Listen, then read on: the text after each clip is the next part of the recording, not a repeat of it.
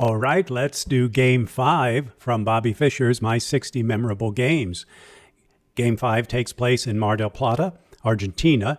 Fischer will have the white pieces, and he's playing against Hector Rossetto. Bobby is playing the white pieces, so I'll be playing the white pieces. And the question is, can I play the moves from memory only? Well, let's find out. If Bobby's playing the white pieces, then it's E4. Rossetto plays C5, a Sicilian. I wonder what type it will be. Oh, Rossetto plays the French Sicilian. In Game 1 against James T. Sherwin, Bobby played the King's Indian attack against the French Sicilian. Will he do that now? No, it's 2 years later, and now he's playing D4.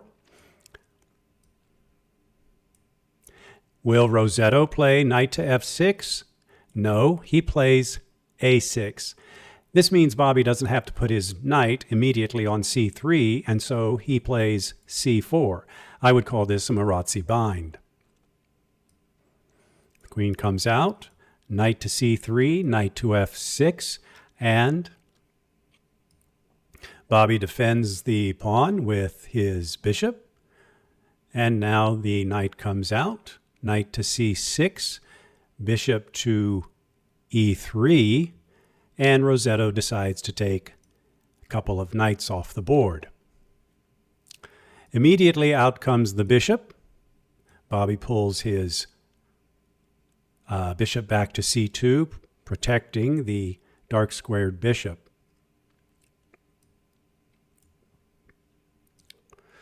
Castles his king to safety, bishop to D7. And here Bobby elects to attack the dark squared bishop, so he plays his knight to A4. Rossetto decides to take the bishops off the board. And now Rossetto plays his rook to D8, attacking Bobby's queen, although it is through two of his own pieces. Bobby brings his rook to the D file as well. Rossetto castles, and now Bobby brings his A rook to C1, attacking Rossetto's queen through his two pieces as well. Rossetto relocates the queen. Bobby puts the queen on B6, and now it's queen takes queen, knight takes queen. Bishop to C6, attacking the E4 pawn. Bobby plays F3. Rossetto decides that he doesn't like white having a knight on B6 and moves his knight to D7, attacking it. Bobby does not play the natural-looking move, knight takes D7. Rather, he puts his knight on D5. Is he sacrificing a knight? It turns out he's not. If he took with the pawn, then pawn takes pawn would trap the bishop. Rossetto decides just to take the knight off with his bishop. Bobby recaptures, and now Rossetto pushes E5. It becomes apparent, looking at this position, that the question is about the C5 square. Bobby immediately works to control it, and it certainly appears that he will want to push his pawn onto C5. Rossetto here has two defenders on the C5 square. He plays here G6, a good move. Bishop now comes to A4, threatening to remove the knight, and Rossetto reinforces the C5 square with B6. Bobby now does a rook lift. Rossetto plays F5, and now the meaning of the rook lift becomes clear as Bobby swings the rook over to A3. Rossetto plays his knight to B8, and Fischer in his notes calls this move forced. In fact, it's not forced at all. A5 would have been a better move. And this move, knight to B8, is in fact the losing move.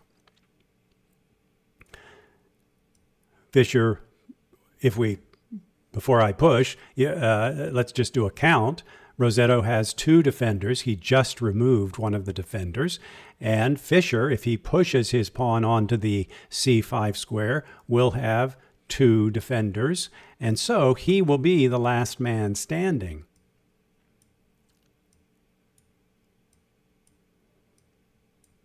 And rook to c5. Rossetto wants to get his king off of this a2 to g8 file. Bobby takes the opportunity to move his rook to b3. And then Rossetto seems to fall under Bobby's spell, and he makes what is a pretty bad move, rook to f7. His d8 rook now is overworked. The d8 rook is defending the d6 square. It is also defending the d8 knight, the b8 knight. It cannot do both.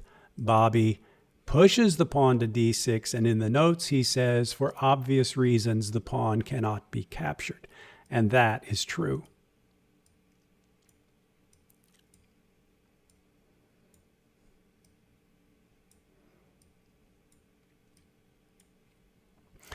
And here in this position, there is one move for the win. Any other move than that winning move will result in a draw, dead equal according to the engines. What is the winning move? Does Fischer play it? The answer is yes.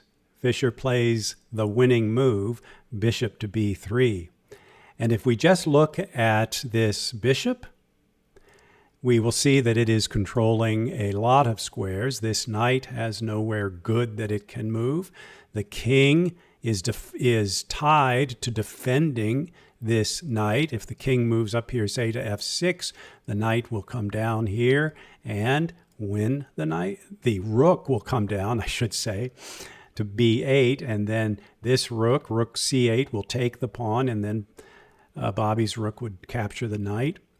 So Rossetto really has no good moves. He plays a pawn move. Bobby plays a4. Not being able to move his pieces, he elects to move his pawns. But eventually, the pawn moves run out.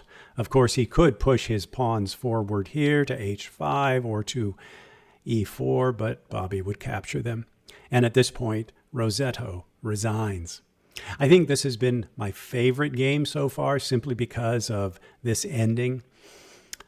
Well, I hope you enjoyed it as much as I did, and if you got something out of it, give it a thumbs up, and if you'd like, go ahead and subscribe, and we'll see you later.